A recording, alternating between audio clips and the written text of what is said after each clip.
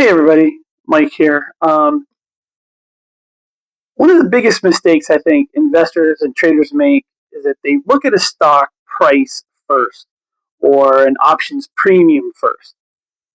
Before I sell a company or buy a company or buy a leaps or I do any kind of trading around any kind of company, there's one thing I need to know first. Is the company a good business? Does it make sense? Does it make money? So in this video, I'm going to go over my 7 fundamental principles, checklist of sorts, a scorecard that I have, that I use before I trade or buy any kind of stock. I'm going to use NVIDIA today as an example because it gives us a clean case study. So enjoy the rest of the video. We'll see you on the end. So this checklist is not just for long-term investors.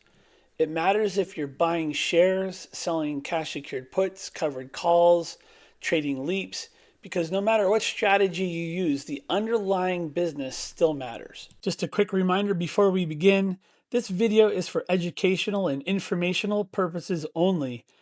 This is not financial advice. Anytime you're dealing with investing or options, make sure you do your own research and make your own decisions.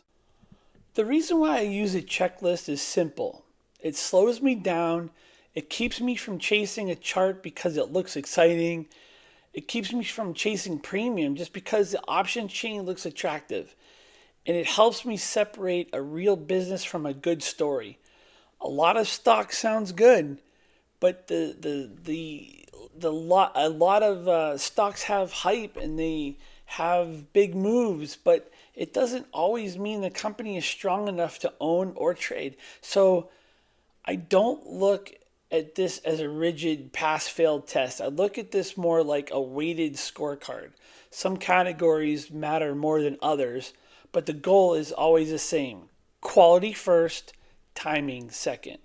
So here are the 7 things I want to look at before I put my money into a stock. Number 1, growth. Are revenue and earnings moving in the right direction? 2, is our moat. Does the business have a real competitive advantage? 3, management. Do I trust the leadership and capital allocation? 4, margins. Is the company efficient in improving profitability? 5, cash flow. Is the business producing real cash? 6, debit and balance sheet. Is leverage reasonable and manageable? And number 7, timing. Even if the company is strong, is this actually a reasonable entry? And again, I'm not looking for perfection here. I'm looking for evidence that the odds are in my favor. A quick note before I look at NVIDIA's numbers. NVIDIA uses a fiscal year calendar. So fiscal 2026 means the year that ended in January of 2026, not the current calendar year. These are the latest completed full numbers for NVIDIA. So now let's start with the principle number 1, growth. The first thing you want to know is whether the company is actually growing. And I don't mean just the stock price is going up. I mean the business itself.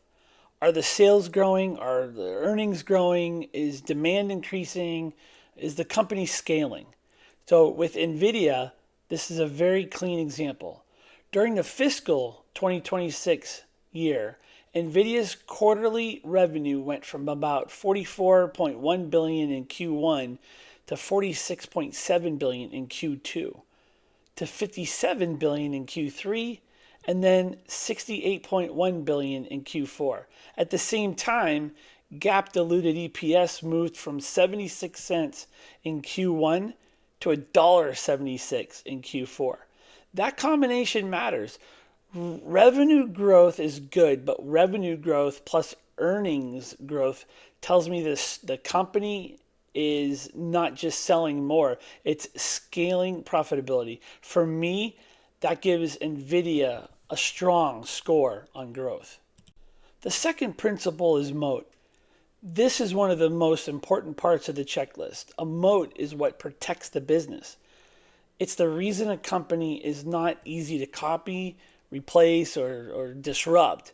So for NVIDIA, the moat is not just that they make powerful chips, it's the combination of the GPUs, accelerated computing, networking, software, CUDA, developer adoption, and data center demand.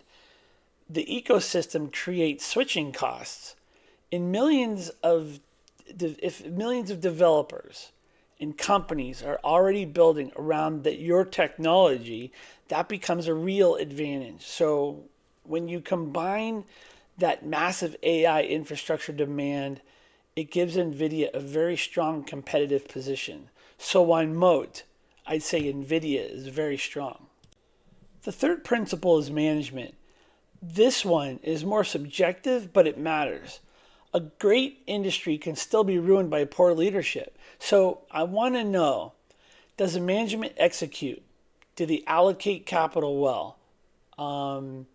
Do they see where business is going before everyone else does?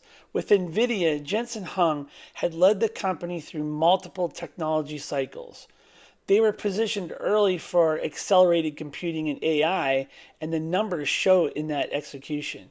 So for fiscal 2026, NVIDIA reported 215.9 billion in revenue, 102.7 billion in operating cash flow, and returned 41.1 billion to shareholders through buybacks and dividends. That doesn't happen by accident. So for management, the takeaway is simple. The vision plus execution are aligned. The fourth principle is margins. So margins tell me whether growth is actually profitable. A company can grow revenue and still be a bad business if it has weak margins, shrinking profitability, or no pricing power. So with NVIDIA, Q1 fiscal 2026 gross margins were temporarily depressed by that H20 related charge.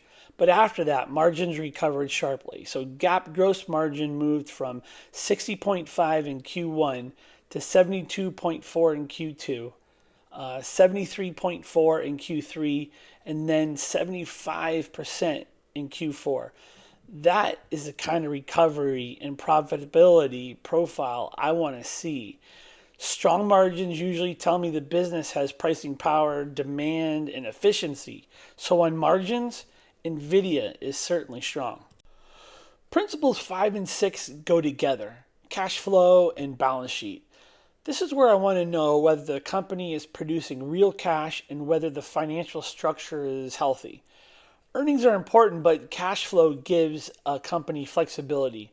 It lets them invest, survive volatility, buy back shares, pay dividends, avoid being trapped by debt. So for fiscal 2026, NVIDIA generated about 102.7 billion in operating cash flow and about 97 billion in free cash flow. At the end of January of 2026, NVIDIA had about 62.6 billion in cash or cash equivalents and marketable securities. So the debt was about 8.5 billion when you combine short-term debt and long-term debt. So the cash position dramatically outweighed the debt. That tells me the balance sheet is in a major position. No weakness there. A cash flow and financial strength, NVIDIA scores very strong. The seventh principle is timing, and this is where I think a lot of people get in trouble. A great company can still be a bad entry today. That doesn't mean that it's a bad business. It doesn't mean that it just means that the stock might be overextended, overhyped in the short term, or in a pullback. So after I evaluate the business, I still want to look at the chart. Is the trend healthy? Is the stock overextended? Is there support nearby? Is it pulling back or consolidating? Is there momentum confirming? For me, something like the MACD crossover above the zero line can be a strong timing clue, especially on the weekly chart. So the timing does not replace fundamentals. The timing helps me avoid chasing a great company at the worst possible moment. So when I run NVIDIA through this checklist, this is how I would think about it: growth, moat, management, margins, cash flow, debit, balance sheet, all strong. The timing is entry dependent. And the last part is important. A company can score extremely well fundamentally, but I still do not want to blindly chase it at any price. So my overall verdict is that NVIDIA is a high quality business, but the timing still matters. That's the main point of this checklist. It helps me separate the business quality from the entry timing. So the goal here is not to find the perfect stock. Perfect stocks don't exist. The goal is to avoid obvious mistakes, focus on stronger businesses, and make better decisions before you even place a trade. So whether I'm buying shares, selling puts, looking at a leap, or thinking about covered calls, I want to know what I'm actually owning. Because good companies give you more ways to win, but bad companies give you more ways to get trapped. So in the next video, I'll show you why exactly the checklist matters before selling options. Because like cash secured puts, covered calls, leaps, and buy rights all have the same basic idea. You want a strategy built around a company that you actually want to own um, and understand, frankly. So subscribe for the next part. I'll please drop a comment with a stock that you like me to score using this checklist, and perhaps maybe I'll be able to do that. I really appreciate you watching. Hope you enjoyed this content. It's out of love. So, all right. See you next time.